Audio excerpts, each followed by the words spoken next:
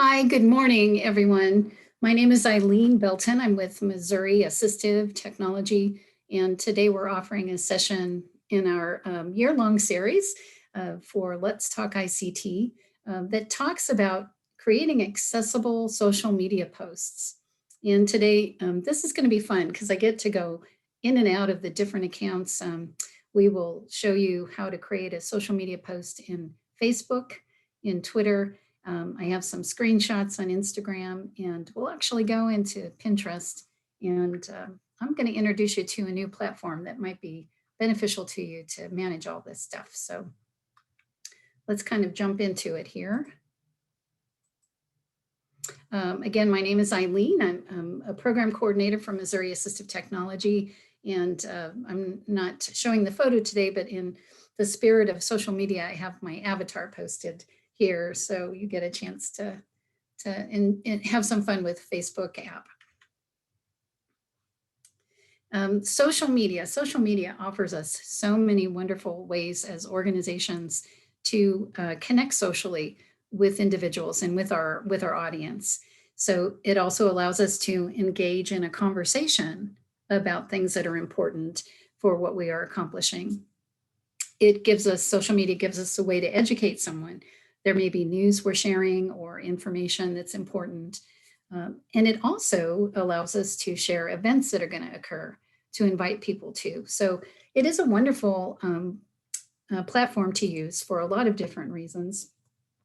The other thing about social media is it's built to grow your audience. So as you create posts that your audience is interested in, they can share that with their circle of friends. And so you can grow who you connect to and who you're engaging conversation with. And it gives you the ability to meet your audience where they are. So you can have an account that they might be working with, which would be on Facebook or Twitter, Pinterest, or Instagram. Those still seem to be the top four platforms that people tend to use on a frequent basis, whether it's daily or weekly. Social pages nowadays just allow you a couple of options for sharing. It will allow you to share images, videos, and links to resources or a product. And the videos could be recorded or they could be live for some platforms. However, when you're sharing those things, you can't include everyone that may have a disability or alternative aspects to how they interact with a social page. For example, if you lack in an image alternative text that explains what that image is, you might be cutting out someone that is low vision or blind. If your video lacks captioning, an individual that is deaf or hard of hearing may not be able to fully participate in the video. There's also a group that watches videos without the sound on, and they read the captioning. And this could be for comprehension or for other personal choices. So you actually exclude that group too when you don't have captioning in your videos. It's also a requirement if it's going to be going up on a website that you have captioning. So hopefully some of what we share in this session and the next one coming up will help you for other things besides social pages. The other part about access with posts and social pages actually affect the URL that you are linking to your post. And that would be a website that's very long, that has a lot of characters, a lot of numbers, a lot of symbols.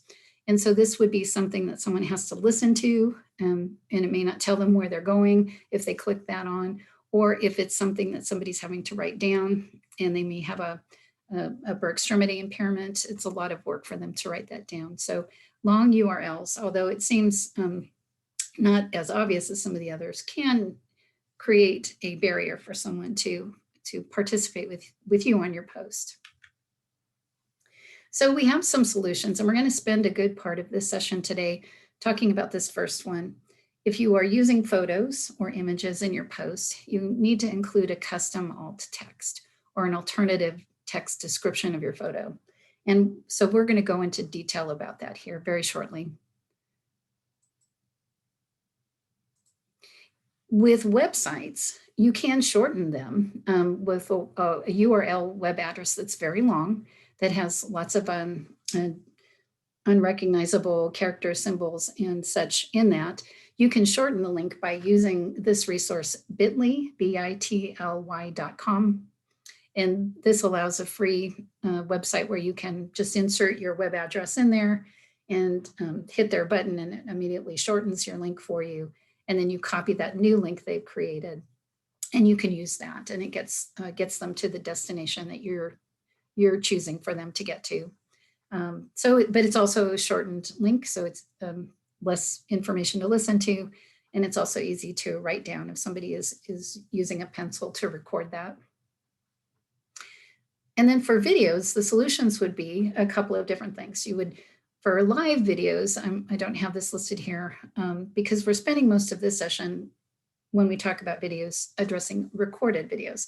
With live videos, you should be using a live service that is captioning for you and sign language interpreters. Those are really the best choices for live videos.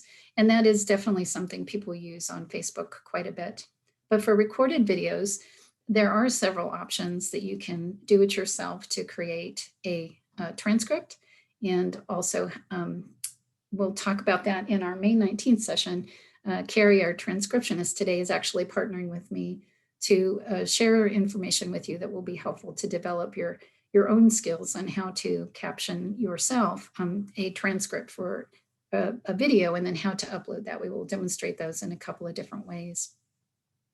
Then also Instagram offers, and this is the only platform so far I'm aware of that offers auto-generated captions for their lengthy video portion. It's called IGTV. So this is going to be for any video over 60 seconds that someone uploads, falls in that category. And so it's a real simple thing to turn on, and I'll show you that with screenshots as we get through this session.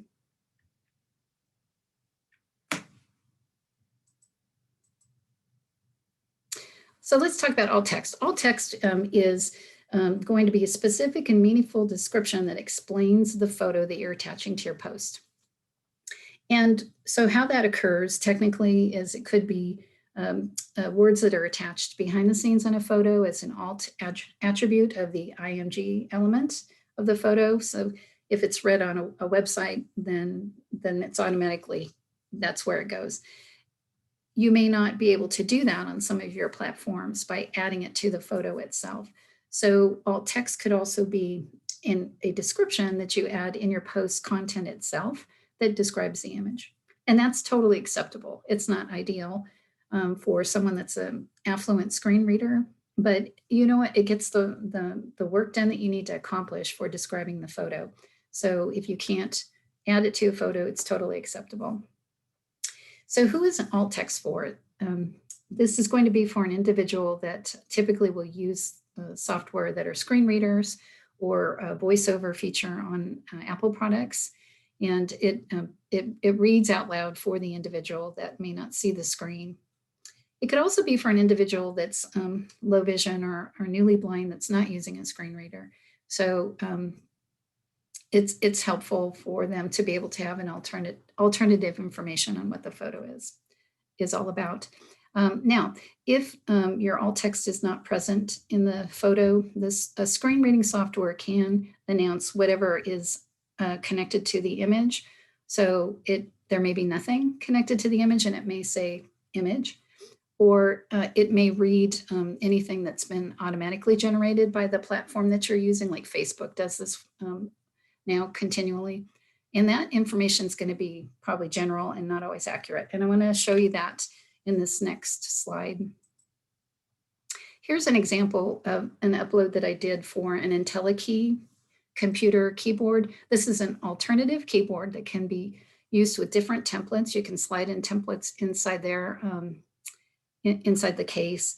And so someone could use then the keyboard with their toe because it has a bigger target. They could use it with a pointing device with their mouth, or it could be attached to their hand or palm. And so it allows for a bigger target for someone to use as a computer keyboard. So that's what that is, a photo of. Now, on the automatic captioning for Facebook, called it an image of a phone. And so we know that's obviously not correct. So we'd want to be able to correct that. So with Facebook, you just would create custom alt text. And so this is how you would do that with Facebook. With creating, let's start with, we're going to go through each of these platforms just to kind of give you an orientation of where I'm going with this next section. We're going to jump in and out of each of these platforms.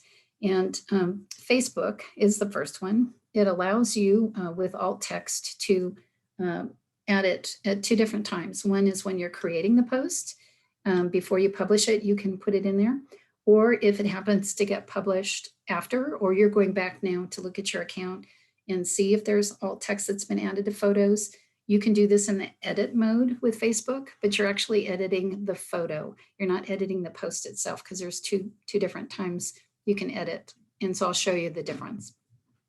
So you would have 2 options with Facebook. And so let's take a look and do that. I'm going to stop sharing this. And I'm going to share the browser now. And Stacy, if you could turn your mic on and just if you could verify for me that you can see Facebook on the screen. Yes, Facebook is showing on the screen. Thank you. All right, so this is the Facebook account that's connected to our page. And so I'm going to work in this part of it. But they're the same, whether it's a business page or a personal account. It's the same for composing a post. And so here you would add a photo. You would create your post, whatever the text is, or add a photo first. Let's do that. So I'm going to add this photo. It's an image that says follow us. So I'm going to create my post now and do that.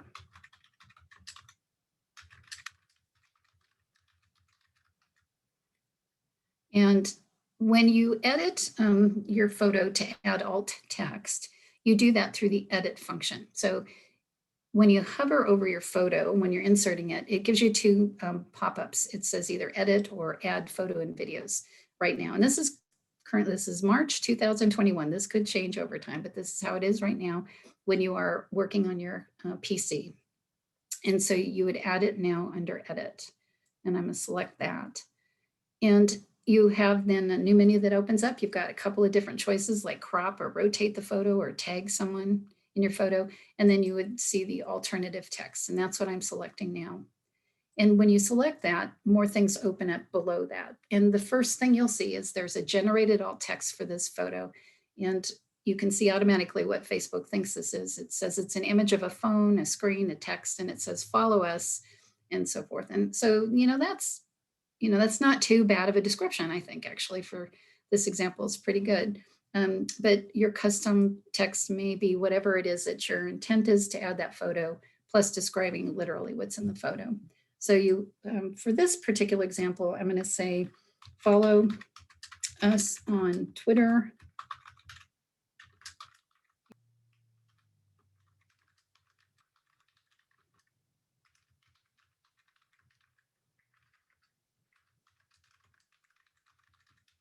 All right, and then you need to save that. So you see it's toggled to this choice. If I toggled over to here, it would not select the custom alt text. It would select the auto-generated one, but I'm going to save that because that's what we want. And now it goes back to your creating post option. And if you are satisfied with that, then you would go ahead and you would post that. And I'm going to go ahead and do that. I'm going to select post. Now that's for creating a post. That's where you can add it. What if you wanted to go and edit a post that it's already published and you don't know if you added alt text or not, or like I said, maybe you're checking your account to make sure it's all done. You're going to find that post that's published and click on the photo itself. And up here, those 3 little dots, what is it called? Pixies, is that, I forget what it's called, but the 3 little dots, you select that or tap on that if it's on your phone. You can do it on your phone for editing with Facebook through the app or any type of tablet.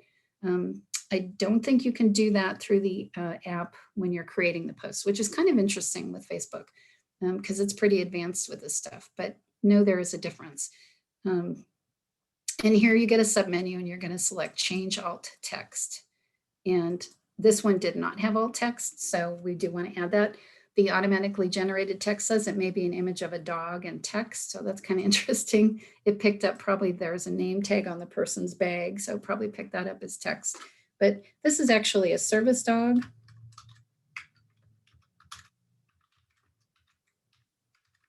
That is at rest. And you could be more descriptive if you wanted. And for this particular training, I'm going to limit how much I put in there. So that's all you need to do. And then you hit save, and then it is stored in that photo. So now that has all text. Okay, so that's Facebook. Now I'm going to go pop over to Twitter and open our account there. And so with Twitter's a one and done only option. You can only add alt text when you compose. So here we're going to add that under the, you'll see the image of the photo at the bottom, and you're going to select that. And I'm going to go ahead and work with the same image that we had for Facebook. And here I'm going to compose my post.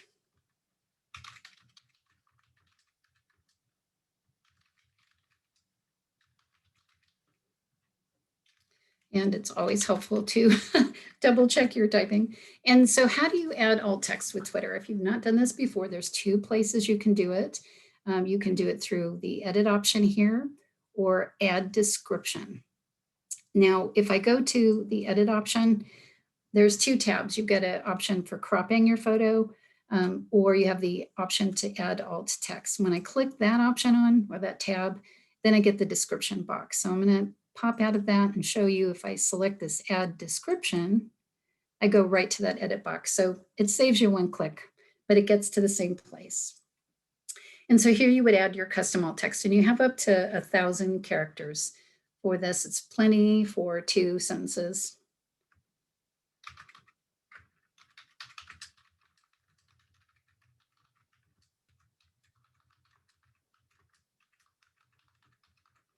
Okay, and it could be more descriptive than that, but again, for this training, I'm going to keep it simple. Now, the thing with Twitter is you need to save it.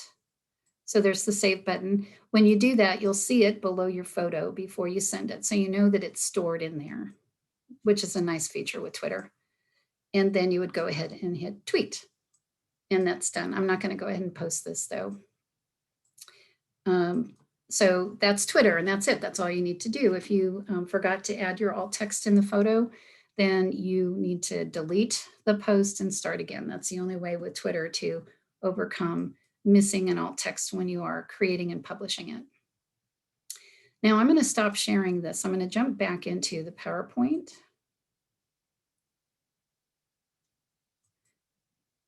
I think I see. And if you can't, Stacy, can you unmute your mic and tell me if you can see this? Yes, your screen is back up to Facebook and create post. Thank you.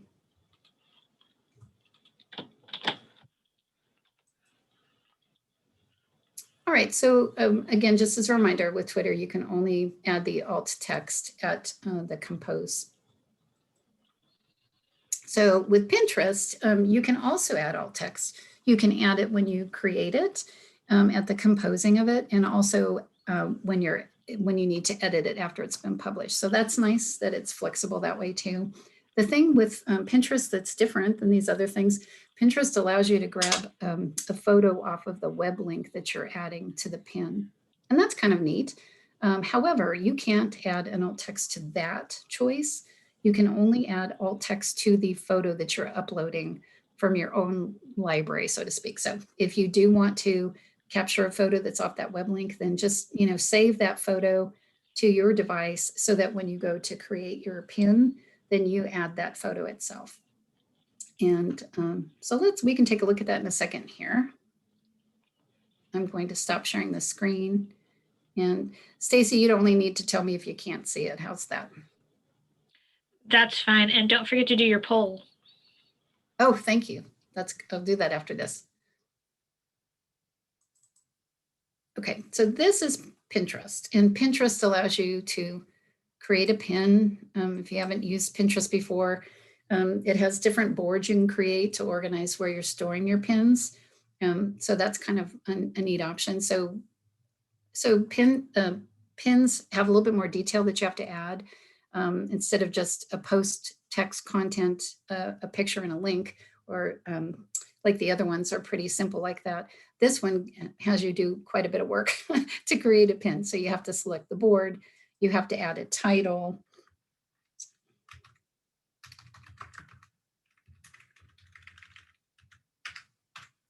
You have to add a web link, and then you can add the photo. So there's a couple of different pieces. So again, we're going to use that same photo image. And here it's going to tell me, it's going to give me a warning message that the size is a little smaller than what they prefer, but it won't affect the ability to send the pin.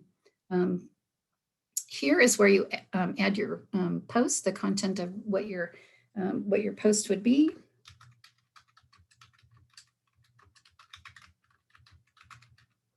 And here's where you add the alt text. So it is actually a button you have to select, and then it opens an edit field, and you have up to 500 characters to add your alt text to this.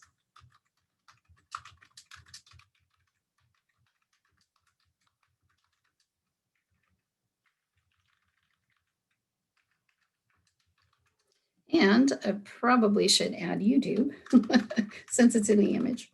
Okay, and so there we're going to add a link here. So I'm going to just add our website.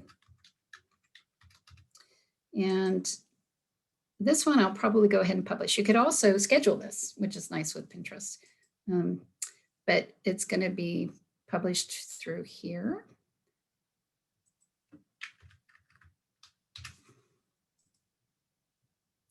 And then it will allow you to see your pin. So you can see what it looks like, and you can edit that. Now, the reason that I open this up is, what if you forgot to add the alt text? Then you can go in and edit your pin with a little edit pencil. And here is the box that you would be able to edit in. So you can, with Pinterest, with alt text, you can add it at the compose and with the edit. I'm going to get out of Pinterest here, and I'm going to stop sharing and go back into the PowerPoint.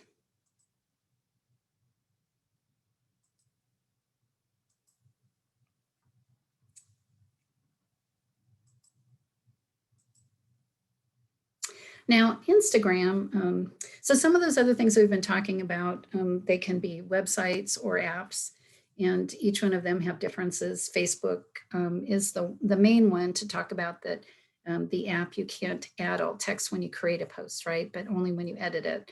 Now with Instagram, you can access your account on a website, but you can't actually create a post there. You can only do it through the app. So it would be on a smart device. So for that purpose today, I'm just having screenshots for you to see. We don't actually have an Instagram account with Missouri Assistive Technology, so I'm showing you this one. So it would be, you would open a post and you would attach your photos. With Instagram, you have editing tools that are slightly different than the other platforms. And when you get past the photo editing, then you get to this screen here that says new post. You would write a caption right there next to the image. And then below that is a very tiny but gray font that says advanced settings way at the bottom. So that's what you want to select to add alt text. And then on the next screenshot next to that, it shows you where it falls. It's under the accessibility category, and you would write your alt text there. You just select that. It opens up a new window that's the alt text, and it has an edit box that you tap into, and then you would add it there. And what's nice is it has the photo image there so you can see it. And then you have to X out of that, which saves it. And then you go back into your post creation and then hit the check mark on that, and then that publishes your post. So you can do that when you're creating a post under advanced settings. In Instagram, you can also edit your alt text or add it if you forgot after it's posted. And you do this through the edit function. Now, this is different than Facebook. Facebook, you had to click on the photo to then edit it, but not with Instagram. With Instagram, you're actually editing the actual post itself. And so when you do that, it's those three little dots on the post itself. This is the window that you would get. You would get the edit screen open up, And on the photo itself, there's a little toggle option that says edit alt text, and you would select that. And it opens a new window. And then this is what's familiar as the alt text screen. And if you have multiple photos, they'll all be there. So you can do it all at one time. And then again, to be able to save that, you're going to hit the check mark to X out of that. And then again, you have to select the check mark again to save your editing. So that is Instagram. Now I'm going to stop here for a second and share our poll. I'm going to ask everybody 3 questions. If you would select only one answer of how it is that you're going to be using this training today. And it gives you 3 different choices. These are important questions for us to have answered because it helps us share nationwide how our training is helping our state utilize this information. And I think, Stacy, you can't participate. You're the only one that cannot as a host.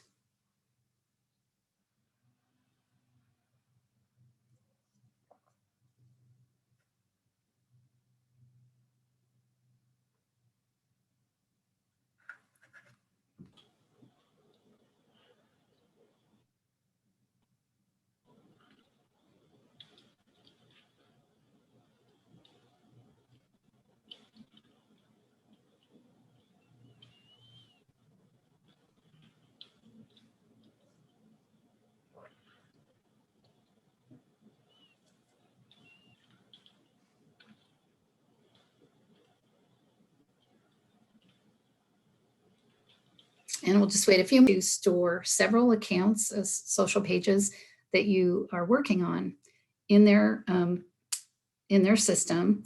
And you can schedule posts. You can send the same post to multiple pages.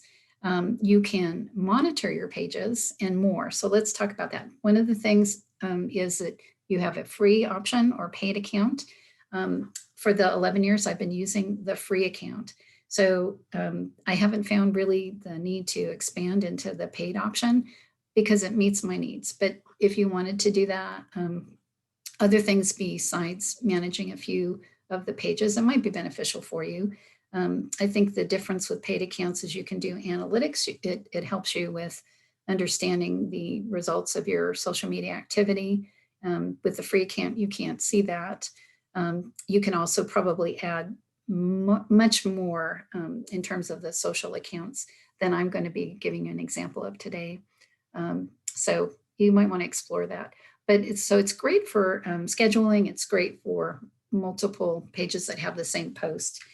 It's also great for somebody that, like in my situation, in my role, this is only a portion of what I do. I also manage the financing and funding programs in our agency. So when I'm focused on doing this work for creating social posts for our pages, it's done at one time. And so I can schedule all of these things out at one time. And so it's for me, it's helpful. It's organizing my time and the quality is good.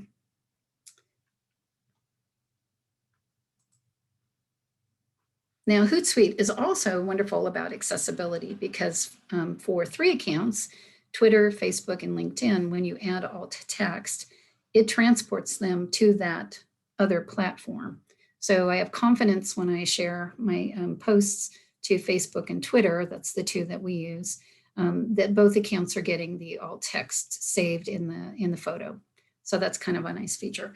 Hootsuite also lets you preview what those posts are going to look like in those platforms while you're working in there. So that's kind of a nice feature as well. So let's take a look at that. I'm going to stop sharing this and jump into Hootsuite and show you what that looks like.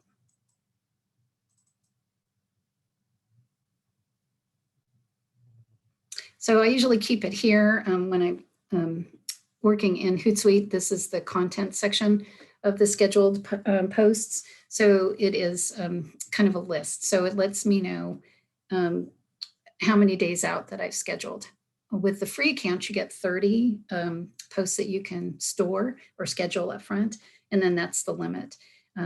For every social page that has the same post, then that counts as one of those scheduled posts. So for example, right now I have 12 posts scheduled, but that actually is just 6 days that I have scheduled out because they're duplicates for the two different platforms that we use. I wanted to also show you this dashboard. You can add streams to their dashboard to monitor things. So for example, in social media, you may be following hashtags. And so this allows you to just select one hashtag to monitor. You might want to see if anybody's mentioned your account. So you can have a stream just on mentions for, say right here, you're looking at Twitter. So I can monitor how many folks are talking about us. So that's kind of neat. You can also add streams for your actual pages like Facebook and Twitter and so forth. So that's your choice if you want to monitor all at once, or my preference is to go into the actual account itself because it's a little more robust. But I just think it's a really cool feature. So a little extra there. This is outside of accessible posting, but if you're looking at this tool, it's helpful to know how it's been useful for another agency.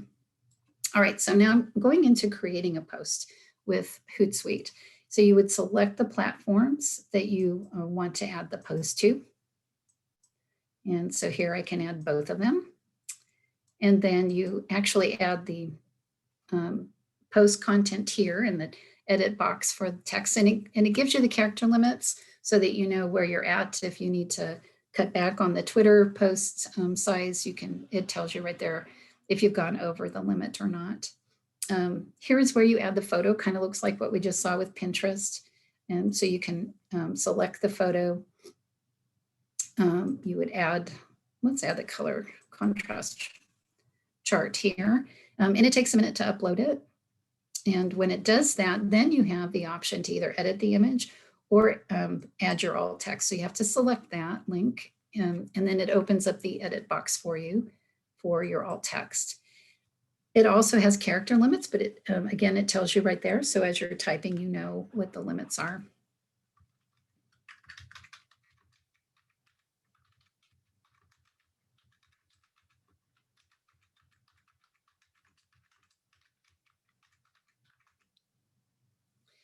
And you would hit apply to your alt text.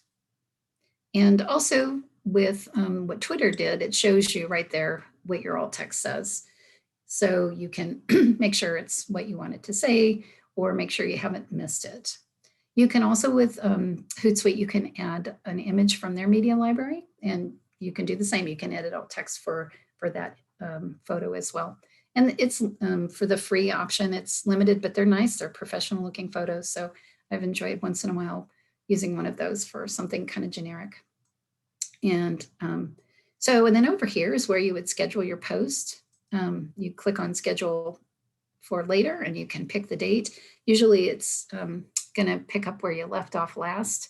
So you would just pick the next date probably, but however you want to organize that is up to you. You can select the time it's going out and then it saves that information and then you would select schedule. If you don't schedule it, you can post right now. And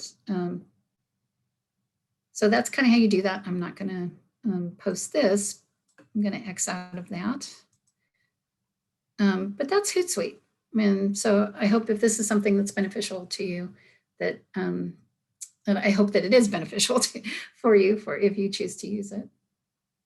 So let's get out of that. And then I'm going to stop sharing that. I'm going to go back into the PowerPoint. And at this point, I would ask Stacy if you are now seeing the PowerPoint. Yes, the PowerPoint is back up.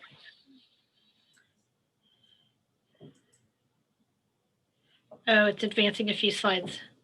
Perfect. Thank you. That's what I want you to see. All right. So now I'm moving out of alt text and I'm going to go into a couple of the other areas about making your social media posts accessible. Recorded videos is the next area. And again, any video has to be captioned. In this section, I'm just talking about recorded videos, however. So a couple of tips. You can hire a captioning service like what Carrie's doing for us.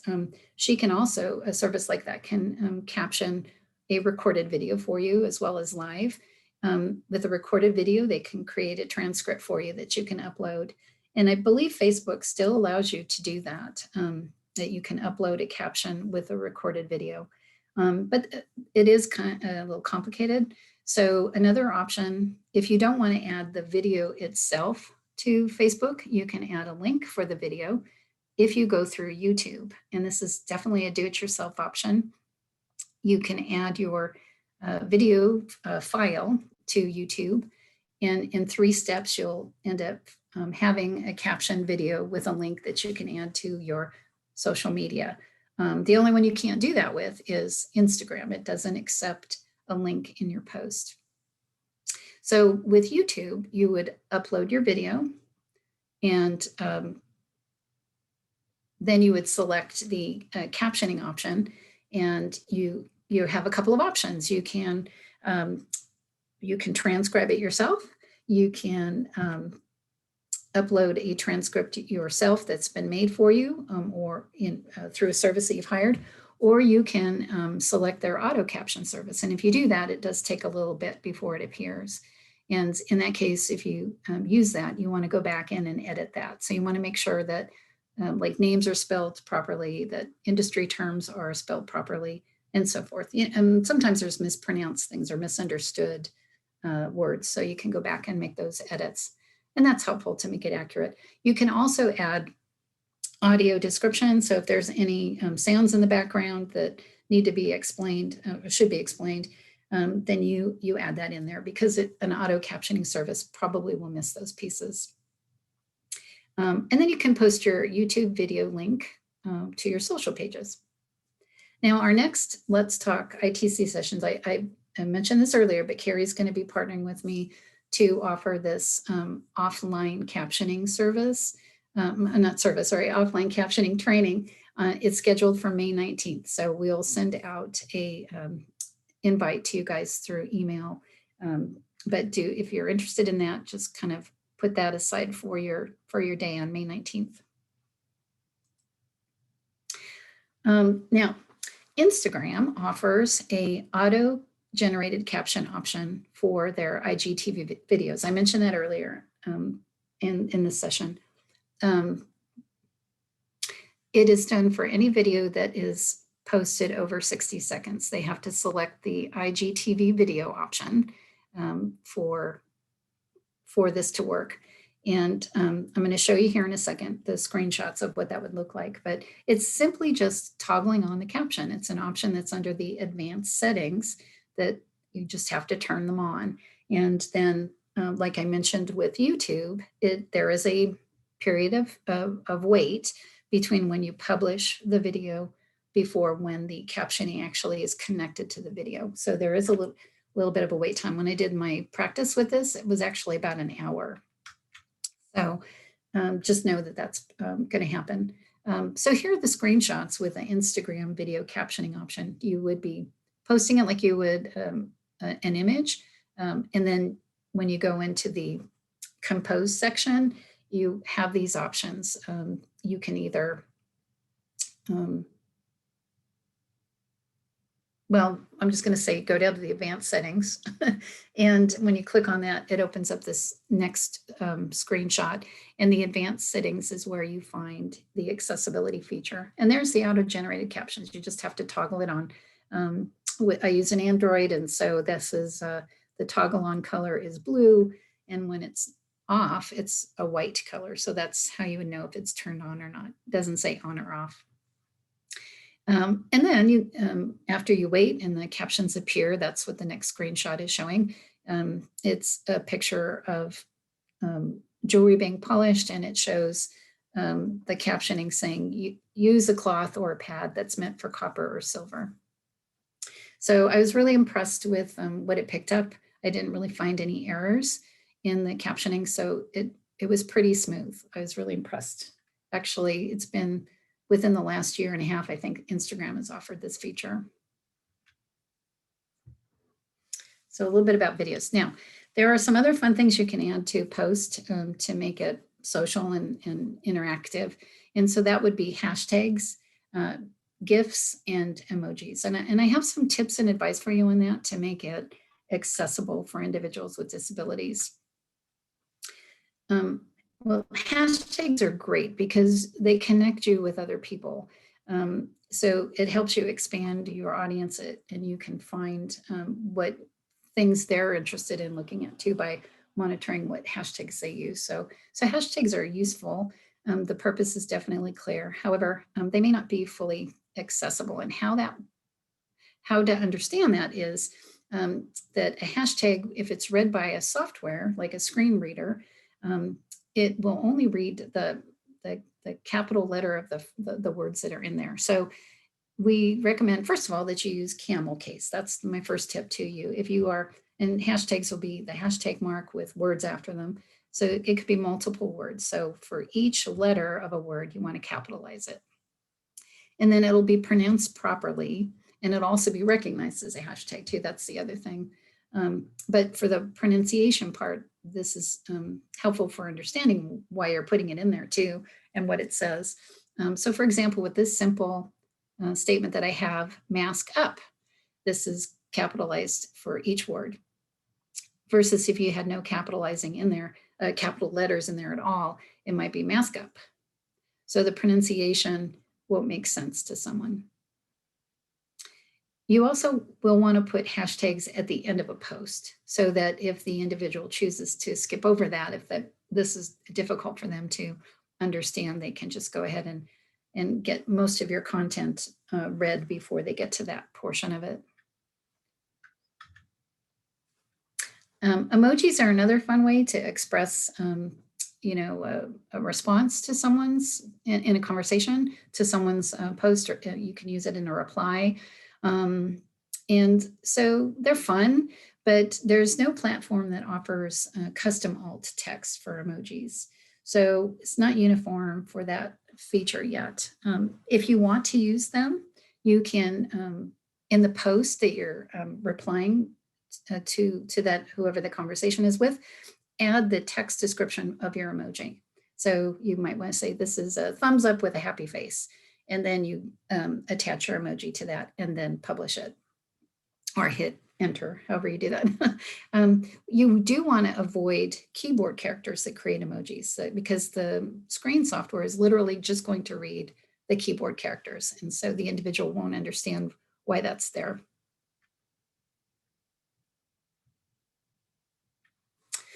The other thing about emojis is limiting the use of them. So here's an example that I found online that is a post that somebody put together. Apparently they were replying to different people's posts and then they were getting deleted. So the person was expressing themselves with putting in a lot of emojis in between every word that they typed. And so what I put together here for you is an example of what JAWS sounds like when it's reading a post with numerous emojis in it. And I want to, if you've not listened to JAWS before, the speed of the speaking can be controlled by the individual. And so the recording in this case is a very fast pace. So be prepared for that. It's going to come on quick. But you'll be able to hear, and Stacy, interrupt me if you can't hear this information, but let's take a listen here. If graphic emoji colon clapping hand sign y'all graphic emoji colon clapping hand sign don't graphic. Eileen, it just went out.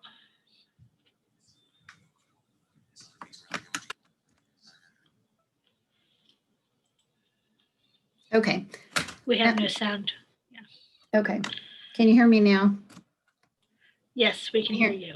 Okay. For some reason, something technical happened with that, but so I'm going to go back to that slide. So, but it literally, in between it read the word and then it said clapping hand sign and then the word and clapping hand sign, and it goes on for several minutes. And so, and I think you get the point. It's just, it's too much use of an emoji. So use it sparingly and then definitely define what it is. Now with GIFs are fun because you can, again, express something in the conversation. What's exciting to share with you guys in this session is within the last week, Twitter has allowed for people to add alt text to a GIF. So if you have a Twitter account and you've avoided using them, now you can feel comfortable that you can add alt text if that was the reason you were avoiding using a GIF. But everywhere else, it's not something that can be customized yet. So if you use GIF in any other platform, you'll run the risk of the assumption that if it's auto-generated information in the background, it's accurate. Or if somebody that created the GIF added that in the URL description, that it's accurate. So that's a lot of assumptions, and for me, my advice is to don't buy into assumptions. So you would either want to add a description of your post if you're using it, or don't use them at all. But with Twitter, it does allow you to do that. And so I think I have a few minutes here. Let me jump and show you that. I'm going to stop sharing this screen and go back into Twitter.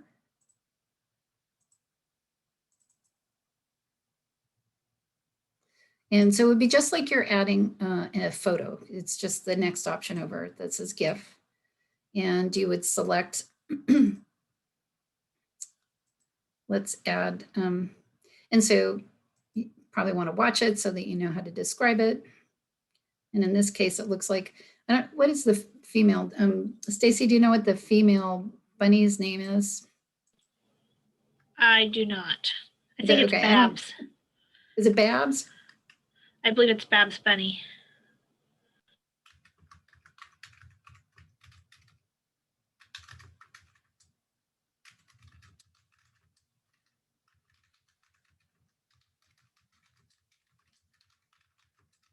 Okay, so I'm just adding Babs Bunny's falling in love with hearts falling all around her. Now again, with Twitter, you have to hit save for the alt text to take. And you'll see that at the bottom of your GIF before you post it or before you tweet it. So you know that that is good to go. And then you would add your regular post information at the top of that. And so that's how you, simple, and it's wonderful. And I hope that the other platforms then go ahead and adopt that, because things are moving in the right direction with Twitter. I appreciate that. All right, so that's a little bit about GIFs and a little bit about emojis and videos. And we find ourselves here at the end of my prepared session. A couple things before we move into questions. I wanted to let you know that the recorded version of a video of this training session will be added to our YouTube channel. Our YouTube channel is Missouri AT, and so you can find that there. If you have specific questions for me that's specific to your what you're handling for your job, you can reach out to me directly. There's my contact information with email and phone number, and I'd be happy to connect with you separately. But at this point, I'm going to stop the recording and let's open it up for questions.